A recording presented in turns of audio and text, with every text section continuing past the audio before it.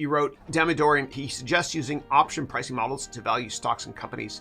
What do you think of this? Yeah, perhaps using Monte Carlo simulation only. So there's 3 ways to value options I teach in a 30-hour elective in the MBA program in FA44. That's Finance and Accounting Semester 4, Class 4. And those 3 valuation methodologies are the binomial pricing theorem. Okay. Basically means a decision tree times many trees. I've also got Black-Scholes, which is kind of a theoretical way to value options that doesn't account for dividends. It's a little bit theoretical.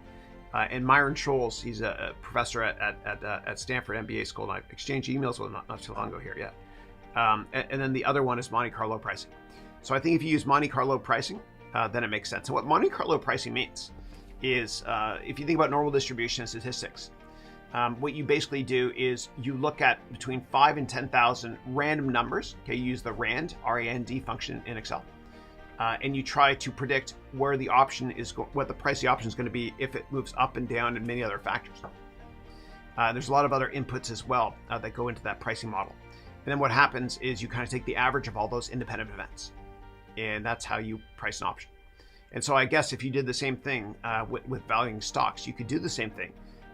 But I don't know how you do it.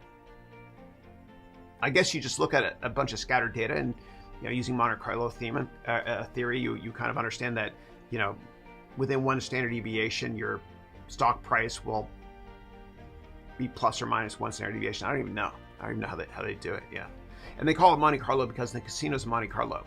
That's how they created their sophisticated algorithms to understand how to make money more than 51% of the time.